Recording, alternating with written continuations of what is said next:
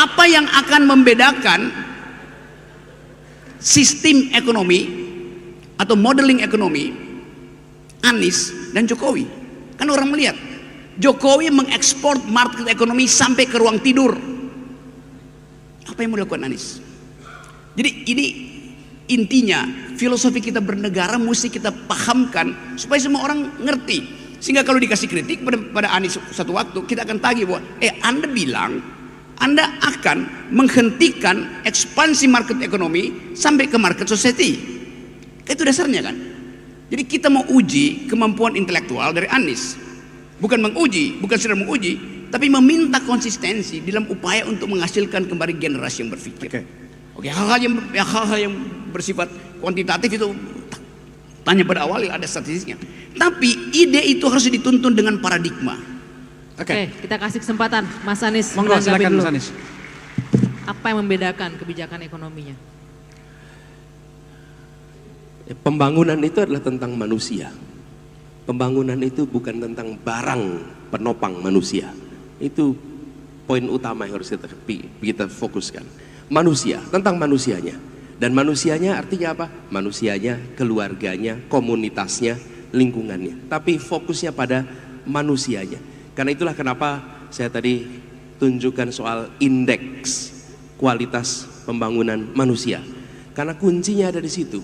Sehingga ketika negara berbicara tentang meningkatkan kesejahteraan, maka dia bukan berbicara tentang meningkatkan angka-angka pengukur, tapi meningkatkan kenyataan kesejahteraan yang ada di masyarakat. Fokusnya di situ. Dan ketika bicara kesejahteraan, nomor satu apa? Nomor satu, sehat. Dan ketika bicara sehat, mulai dari kapan? Sehat itu mulai dari ibu hamil mendapatkan pasokan gizi yang baik untuk setiap bayi yang dalam kandungannya. Nomor satu. Kalau tidak ada itu nggak jalan. Nah, Bapak Ibu sekalian, hari ini persoalan ini itu lewat, tidak menjadi fokus. Dan kemudian kedua, masa awal, usia awal, lalu usia sekolah. Ketika masuk usia sekolah, bangku sekolah yang cukup untuk bangku SD jumlahnya sama dengan bangku SMP, jumlahnya sama dengan bangku SMA. Hari ini jumlahnya kayak piramid. Yang SD banyak, begitu SMP makin sedikit, SMA makin sedikit, perguruan tinggi makin sedikit. Selama itu terjadi, berarti negara tidak berencana untuk mendidik semua anak. Nah, rencana. Dilihat dari mana? Bangkunya aja nggak cukup. Gitu mau bilang mendidik semua anak? Belum, tidak berencana. Itu diubah. Jadi kesehatan dasar, yang kedua pendidikannya. Setelah terdidik, bersekolah salah satunya. Terdidik beda dengan bersekolah. Oke? Bersekolah itu diselenggarakan negara. Mudah-mudahan itu menghasilkan orang-orang yang terdidik. Dengan itu mereka kemudian bekerja di dalam, nah ini baru pasar masuk nih. Pasar masuk di dalam sebuah perekonomian. Masuk dalam perekonomian. Ada yang menjadi penyedia tenaga kerja, ada yang masuk di situ sebagai pengusaha, baik mikro maupun besar, yang kemudian bergerak di dalam pasar. Terjadilah distribusi kesejahteraan di pasar. Tapi proses penyiapan itu diselenggarakan oleh negara. Jadi ketika kemudian negara berbicara tentang kesejahteraan, bukan sekedar meningkatkan GDP, bukan sekedar meningkatkan pertumbuhan ekonomi, tapi mengubah kualitas hidup setiap orang dan setiap keluarga yang ada di Indonesia. Ini fokusnya. Jadi saya melihat Bung Rocky, yang selama ini terjadi adalah mencoba lompat ke ujung. Disiapkan infrastruktur dengan harapan kemudian pertumbuhan ekonomi otomatis naik. Nah, pertumbuhan ekonomi naik, tapi pekerjaannya tidak sampai ke keluarga. Keluarga tidak merasakan keterdidikan. Di sisi lain terjadi stagnansi transformasi kesehatan. Bagaimana kita masuk anggota G20 tapi stunting kita masih tinggi. Bagaimana kita masuk anggota G20 tapi angka kematian ibu melahirkan masih tinggi.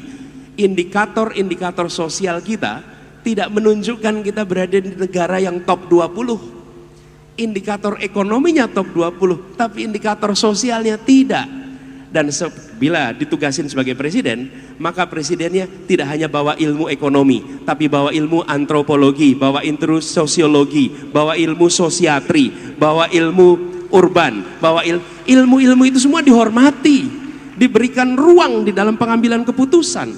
Jadi ketika kemudian kita mau melakukan langkah, itu berbagai ilmu pengetahuan dimanfaatkan. Tapi kalau kepemimpinan nasional tidak menghormati ilmu pengetahuan, maka selera yang akan mendominasi di dalam pengambilan keputusan. Oke. Hormati ilmu pengetahuan, manfaatkan ilmu pengetahuan di dalam formulasi kebijakan. Dan ketika itu terjadi, maka aspek-aspek yang non-market menjadi tercover. Tapi kalau tidak, maka kita memandang seakan-akan ini hanya persoalan ekonomi. Dan ini kaitannya juga dengan hubungan internasional. Indonesia selama bertahun-tahun memandang posisinya dengan dunia itu transaksional. Kami berurusan dengan dunia, untung ruginya apa? Untung ruginya apa? Tidak, harus diubah. Kita ini adalah warga dunia dan Indonesia punya tanggung jawab di dunia. Karena itu hadir di pertemuan PBB itu apa namanya? UN General Assembly. Kalau tanya pada efeknya investasi memang tidak ada, tapi kita hadir di sana sebagai warga dunia yang menyampaikan agenda-agenda untuk dunia. Tapi kalau kita berpikirnya transaksional, itu tidak penting, karena ini tidak ada kaitannya dengan kegiatan perekonomian. Nah, Indonesia sudah harus berubah. Kita tidak lagi memandang posisinya di dunia semata-mata dalam transaksi ekonomi, tapi sebagai tanggung jawab kemanusiaan atas semua urusan yang ada di dunia. Jadi konsekuensinya itu luas ketika kita menggunakan berbagai bidang di dalam urusan pembangunan, gitu ya. Oke.